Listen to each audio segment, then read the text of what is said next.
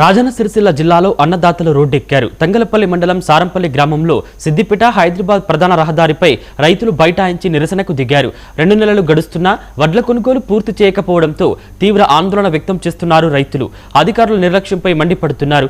రైతుల ధర్నాతో సిద్దిపేట హైదరాబాద్ హైవేపై భారీగా వాహనాలు నిలిచిపోయాయి. పంటను కొనుగోలు కేంద్రాలకు తీసుకొచ్చినా ఇంకా కొనుగోలు ప్రక్రియ పూర్తి కాకపోవడంతో తాము తీవ్ర ఇబ్బందులు ఎదుర్కొంటున్నామని రైతులు ఆవేదన వ్యక్తం చేస్తున్నారు. ప్రభుత్వం వెంటనే స్పందించి వడ్ల కొనుగోలు పూర్తి చేయాలని రైతులు డిమాండ్ చేస్తున్నారు.